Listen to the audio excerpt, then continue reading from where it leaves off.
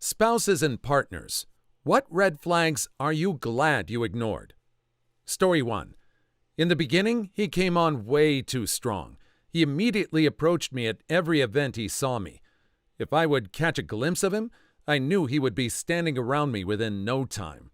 Sometimes not even talking to me, just joining the people I was with and standing there listening, beaming.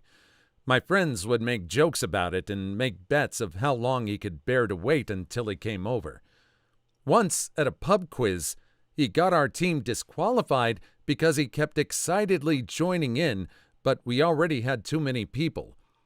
He tried hard to spend time with me. When I would tell him I was too busy with an assignment, he would suggest a homework date, not getting any hints and just genuinely being excited that we found something we could do together. For some reason, he would show his affection by fixing small things in my room, around him, like neatly arranging my cables while we talked. At our first official date, going out for a drink, he would talk non-stop about himself, and about his ex that he had broken up with just the month before. That was a red flag, and him being all over me was too. I turned him down. But by then, I had already started to get fond of him, and that grew during the months when I had some space to reflect on it. Then, when I was with someone else and I found him too drunk at some party, he tapped on my shoulder and he said to me something like, "Hey, I'm ready to go home now." His best friend immediately took over because my date was with me and took him home. But him saying that made me realize that I actually wanted to be the one to take him home and reassure him. Now together for almost 2 years, taking him home ever since. Having never won any pub quizzes again, and have excellent cable management now. 10 out of 10 can recommend. It's amazing how that one drunk moment made you realize how much he meant to you. This is very red flag behavior, just being all over the person and just coming over and hanging around. I don't recommend this to everybody. It's kind of stalkerish behavior. I'm glad it worked out for these two. Story 2. I gave my number to a good-looking guy who approached me in a bar and forgot about it. Around 2 a.m. that night, I got drunk dialed by someone I thought was my male housemate. He identified himself with that name and said he was standing outside and to please let him in because it was cold. My housemate at the time did have a habit of locking himself out and doing hilarious, dumb stuff while drunk. I went outside and saw nothing. I looked up and down the street while the guy on the phone insisted he was there. After talking to him some more, I realized that the guy on the phone wasn't my roommate, but the guy I'd given my number to earlier that night. He just had the same name as my housemate. He was just massively drunk. He had lost his wallet and keys. Later that night, he cabbed home without realizing he had no wallet, and the cab driver called the cops on him in front of his building. Apparently, he'd just gotten out of a terrible relationship and was drinking himself into a stupor. I was single and bored and had nothing better going on, and he seemed like a nice enough guy. I let all this slide when he told me about it on our first date, including his recent cheating girlfriend. We've been married for 4 years now and have 2 kids together. Drinking heavily and being stupid is not something I've seen him do since the night we met. The situation with his ex just really messed with his head. He sounds nice. I can't really blame him for drinking in that situation.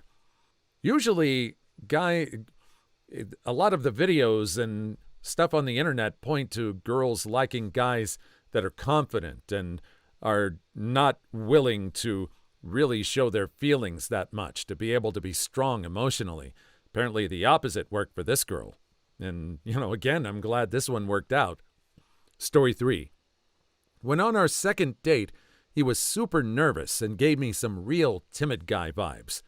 He was doing this thing where he would look at me and nervously bite his lip. At the time, I had only ever dated super macho, very confident men. It was a real turnoff, and I distinctly remember thinking, ugh, okay, just get through this date. Best decision ever. 6.5 years later, he's my husband, and the best thing that ever happened to me. He is just the best thing in the world, and I couldn't give a care about those type A guys I used to go for. I'm so glad I ended up with him because he is exactly what I need. He's way braver and more confident in himself than the kind of man I thought I was into. And his lip-biting thing when he's nervous is rare and super cute. I really love my husband. Gonna go tell him again. I can relate. When I met my future husband, he came off as shy and kind of goofy. Told my friend I'd met a guy who was nice but not really my type, which was type A guys. Best advice she gave me was, maybe you've been chasing the wrong type. 10 years and 2 kids later, wouldn't exchange him for anything.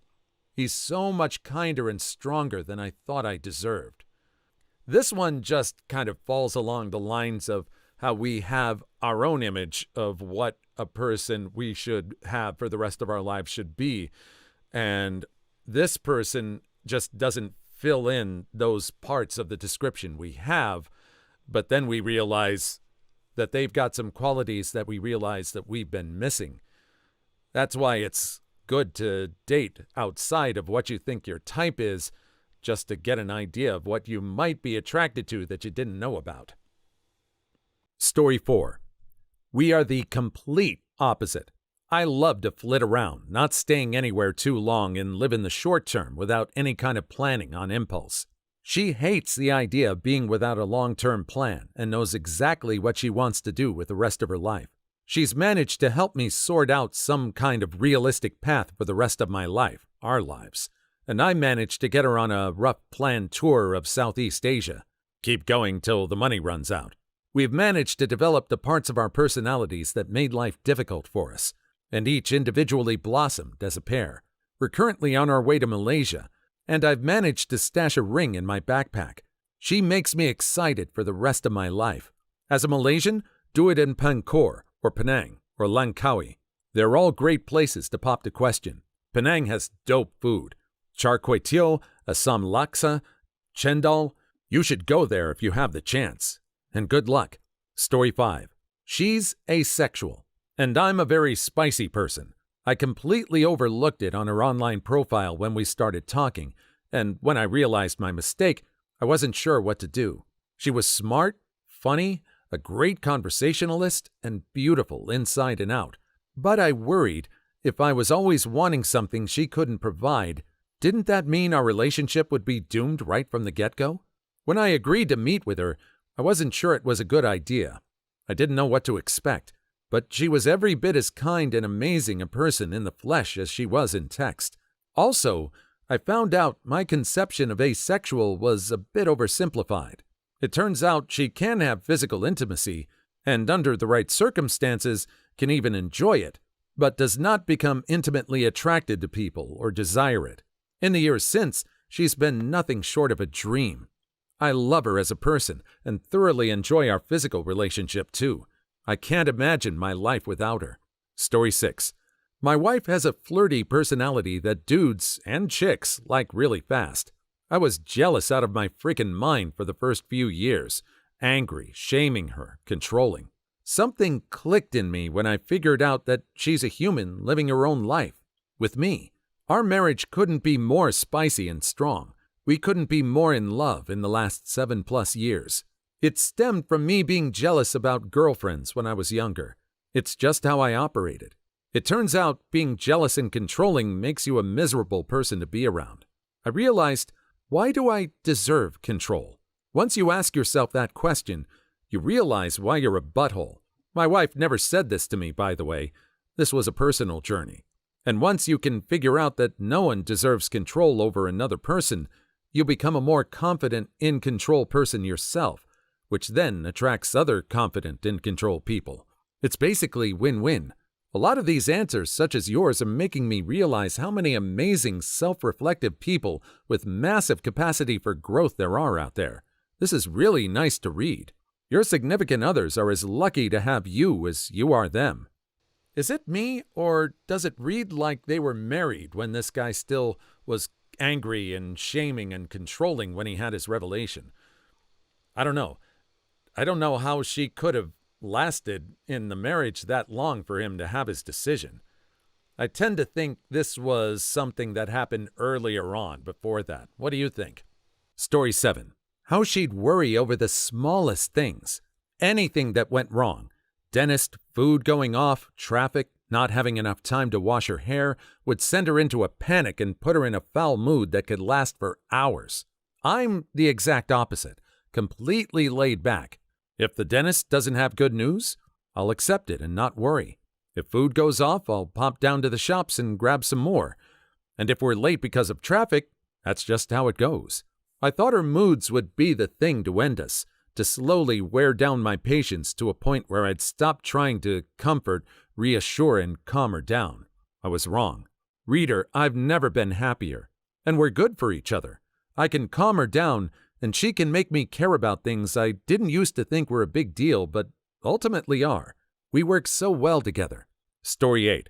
Bit of a twist in that I was the partner with all the red flags. My now husband was pretty against dating someone with mental health issues when we started going out, due to bad past experiences. I've got bipolar disorder and a history of abuse that left me with a messed up relationship with intimacy. In retrospect, I was the opposite of what he was looking for, but he stayed because he realized I was working my butt off to get better, and he's still amazed at the progress I've made. I think he realized that mental illness and trauma are not necessarily red flags if the person with them isn't using you as a crutch. Good for you. Working on your mental health is such a challenge, but also so rewarding. Keep up the good work, and good for your partner for being such a good person, for understanding and being supportive. Story 9. My boyfriend came on to me really fast and strong, which I've always been told was a red flag. Asked me out 3 days after meeting me. Told me he loved me a week later and wanted to get married after 4 months. Turns out whirlwind romances do exist because we're perfect for each other and still going strong 5 years later. I was a weirdo. I knew about my husband the day after we got together for our one-night stand. I told him straight out that I thought it was love and that I wasn't messing around. Was he in or out? Thankfully, he said he felt the same way. Actually, I said I was too old to be messing around. I was 22. In hindsight, that's way younger than it felt at the time. 16 years together next week. How many guys do you think after a one-night stand are going to get really nervous when the girl says, "Oh, I think this is the real thing"? That is just rolling the dice on the relationship right there. And the dice are not like the 6-sided dice. We're talking like D100s. Ugh. Story 10. We started our relationship hurting from our past relationships. We swore up and down that we would be friends with benefits and nothing more, 'cause curse relationships. 3 months into this fun time, I decided I liked him and wanted to be more. He told me twice he looked at me as a friend. Told myself to curse this guy, I'm not getting hurt again, and stop talking to him. If I hadn't decided to return that message and see him one more time and say yes to being his girlfriend, we wouldn't have 8 awesome years together and celebrated our 5-year-old daughter's birthday. This could be a Judd Apatow movie that releases during Christmas week. Story 11. When I met my wife and we became more and more intimate, she opened up to me and told me she didn't want to keep secrets from me. She then proceeded to tell me the story of how she had spent some time in a psychiatric clinic recently and what she had been through. I was a little bit scared at first, but she managed to convince me that she had made a full recovery. She told me she went full jackpot with me and risked me getting up and leaving her, but she didn't want to build our relationship on a lie. We've been married for 15 years now, and she's the love of my life. That's a green flag. That's called honesty. Probably the most important trait, since it basically negates most of the bad ones. Story 12. My partner had a string of crazy ex-girlfriends, which is usually a massive red flag. Turns out he has really low self-esteem and ended up with these awful girls because he didn't think he deserved any better. He'd keep trying to work on the relationship way beyond the point most people would bail, after them gaslighting, cheating, burning his belongings, etc. I'm so glad I ignored that red flag. He's the sweetest guy, and their crazy was completely not his fault, beyond poor judgment dating them in the first place. Okay, but how do we know that you're not also crazy? What do you think about that last question? Is this woman sane? Or is she planning something really big for the long con that makes the crazy ex-girlfriends look like just disagreeable? I hope it is not that. Story 13. He was kinda creepy at first, and I had to stop him. I felt like he had too many emotional issues I didn't want to deal with, and our friendship really deteriorated. But then, when he gave me the space I needed to heal from a past relationship, and I opened my mind to give him a chance, our relationship became really beautiful. He's an absolutely beautiful person. He's the best boyfriend ever. We've been together for 2 years now. He's so considerate and loving. He was just very awkward and truly didn't know what was expected from him. He's the sweetest, and I'm so happy. That is sweet. Wishing you guys another happy 2 years. Story 14.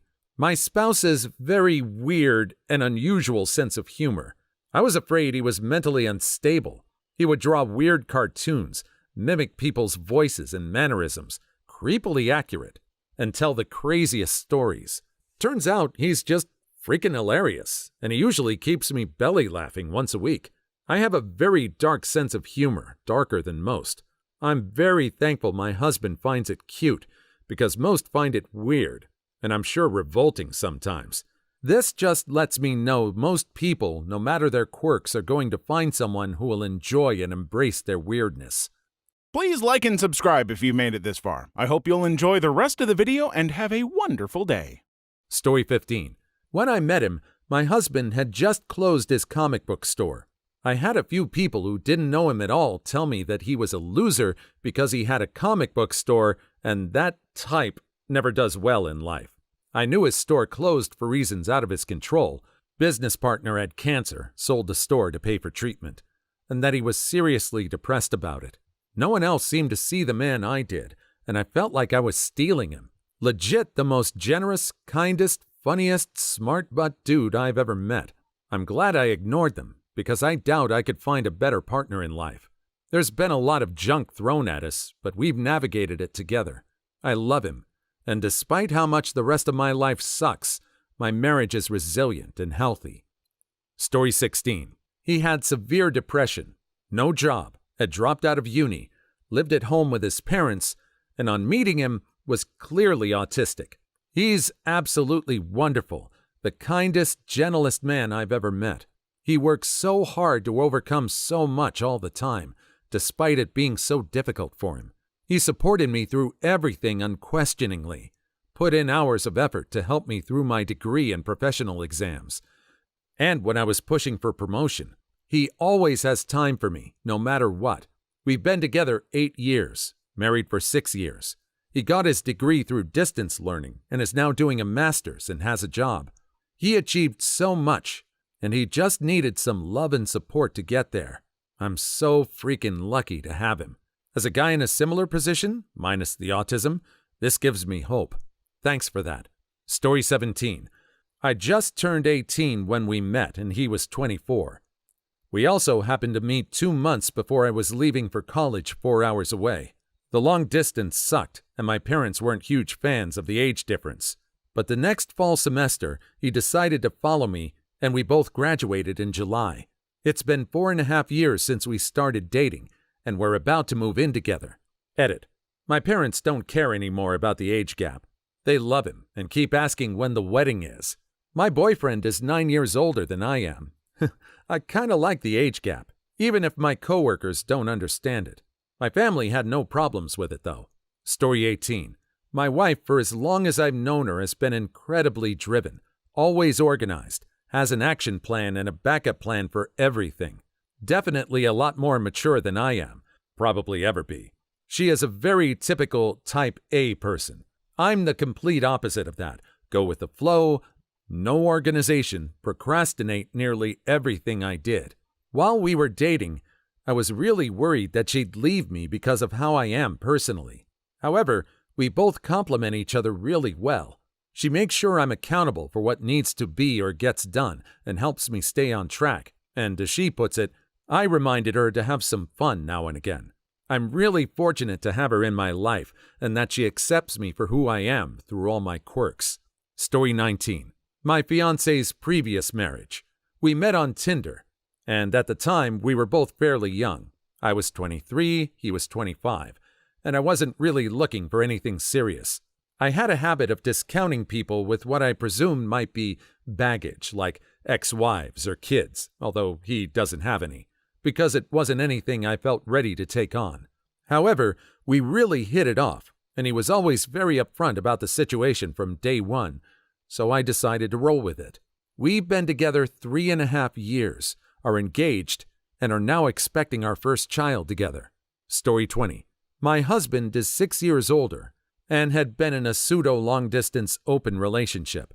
This girl lived in another state and essentially had him on reserve as her vacation boyfriend on her family's 3+ trips to his town each year. I confirmed what the situation was with the right people and took my time to ease into asking him out and made it clear that I was interested in a serious relationship, unlike the other girl's firm, nothing serious routine. Essentially, I snatched my husband off another girl's hook. Dang. Story 21. The morning after we first met, we met at a party and I'd stayed over. He told me, fully serious, that he wanted to be a bear. He also told me that morning how he only likes hoodies with one front pocket because it makes him feel like a kangaroo mama. Really weirded me out. That was the kind of thing he'd tell someone he basically just met. Turns out, that said a lot more about his honesty than anything else. He is the kindest, most generous, rational, and caring man I've ever met, and just the right amount of weird for me. Kangaroo mama. Story 22. I ignored all the huge red flags about his family. They were loud, overbearing, oversensitive, negative, and narcissistic. My husband's none of those things. I literally told him after meeting him that I never knew families like his really existed. Thought it was some exaggeration or dramatic trope. Fortunately, nearly 15 years later, my in-laws are all cut off or terminated, and we have zero family drama. The moral here is, unaliving your in-laws equals zero family drama. Story 23. He spent an hour of our first date talking about the elaborate way he planned to unalive himself. Turns out that nobody had ever really listened to him, including his ex-wife, and he was feeling hopeless and invisible. Once he had a chance to talk some stuff through, his depression quickly faded, and he's been the best husband and co-parent I could ever want for 13 years now. Bold strategy. That really seemed more like second or third date material. Story 24. I met him on the internet, and he's older than me. Met online when I was 12 and he was 15. He lived across the country. Met up in person when I was 16 and he was 19. Got together after that and married this year. We're now 24 and 27. Glad I ignored don't meet strangers online. However, I am an advocate for being safe online. When we met in person, I met him with 10 of my friends, just in case he was an unaliver. Story 25. Her 3 kids. At first, I was like, I don't know about this. All it took was one hug, and it changed to, okay, I can live with this. Reminds me of my dad. He married my mother when she had 4 children, all age 5 or under. Y'all are the best type of people. Story 26. He doesn't like cheese at all. I have a freaking love for cheese, but it's okay. More for me. Everything for me, to be exact. I don't like cheese either. My husband is weirdly protective about it. He will tell the pizza place 4 times, and that has no cheese on it. It's very important that it does not have any cheese, but he never has to worry about me eating his food. Story 27. I mistook my husband's relaxed attitude with not caring. Nope, he really is that easygoing. Now I love his even temperament. Sometimes it's annoying, but it's mostly calming. This is me. Calm and relaxed AF. My girlfriend is a messed up hurricane, but we do love each other. Best of luck to both of you. Story 28. Both of our families were worried the 7-year age gap would be a big hurdle to overcome. I was 20 and she 27. 11 years together and 5 years married. It's never been an issue. Hey, I'm 7 years older than my husband. That's the same exact age we met, too. Love this story. Story 29. My dad always told me, I don't care who you bring home, as long as they have their own drill. I come from a family of woodworkers with a lot of DIY experience. My partner doesn't have his own drill, but he was absolutely amazing in every other way. So my dad loved him right from the start, despite this egregious fault. I like it. I have over a dozen drills. Story 30. He had a side gig as a puppeteer and used to use the plastic eyes from secondhand stuffed animals for the puppets. So when I met him, I found a bag of eyeless stuffed animals. I made him show me the puppets for proof before getting over it. He's the best, though, and we've been married for over a decade with a family. Story 31. She wanted us to not tell people we were dating. Wondered whether that was a red flag and whether she would be willing to commit to a relationship. A few months later, we made it public, and we're now married. Turns out, she felt that I could be the one and didn't want to jeopardize it by having people gossip. Story 32. The serial unaliver room. I went home with him for the first time to a completely blank room. No personal possessions, white bedspread, and pillows. The windows had bars on them. I gave him a cool picture for his walls. Didn't get unalived, and have been living together for 2 years now. He's just tidy. Story 33. I thought he was way too clingy and loved stuffed animals a lot, and a little too attached to stuff. He turned out to be a guy with a big heart who taught me a lot about caring for people, who mellowed out a lot. He's working on sentimentality and having too much stuff. He likes having space for living in, too. Story 34. I was always told to date a man that treats his mom right and is a family man, because I could expect him to treat me the right way. My significant other hates his mom and has always been private about his family. We celebrate 7 years together next month, and I've never regretted looking past the family thing. Story 35. One of my best friends in college claimed my girlfriend was a succubus. Made life a bit difficult since he was also my roommate. 2 years later, he had a brain tumor removed. My wife and I have been together now for 16 years and have a beautiful daughter. Story 36. He wasn't known for long relationships. I thought he couldn't or wouldn't keep anyone. He's just a very unique personality that I love. Many girls found that annoying and left. Been together 2.5 years. Been kind of friends since 7. Story 37. I thought he was too rigid the way he runs his life. He has his routines and follows a schedule for everything. 4 years and some later, as it turns out, eating home-cooked meals and going to bed at 11 and waking up at 7 every day does wonders to your health. Story 38. First date, he had a machete on his truck seat and 2 ropes on the floor. I'm sorry, I've been to the ranch and I was cutting weeds. Little did I know, there were also 2 shovels under the back seat. He's a biologist, and he will hunt down plants. Story 39. She doesn't like pancakes. It's still annoying, and she says I should just make them for myself, but I'm like, how am I going to make pancakes for one person? She is super great though, so I'm over it. Story 40. When I first met him, I thought he was one of those people who was too cool for things and a bit negative. Turns out he's the sweetest, most caring, and most romantic person I've ever met. I'm so lucky. Story 41. She wouldn't organize for me to meet her family. It's 2 years in. We're now married, and I still haven't met them. But it's okay. I've met her friends, and for her, they're her family. So that's all okay in my book. Story 42. I thought she was too sensitive, especially since I'm the complete opposite of that. She brings joy and excitement to my life, and I wouldn't change a thing now. Story 43.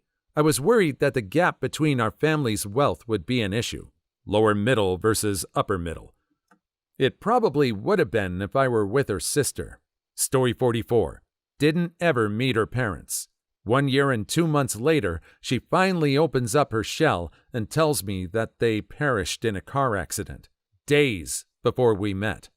Please leave your story in the comments. I would love to make a video on them in the future. Also, don't forget to like and subscribe.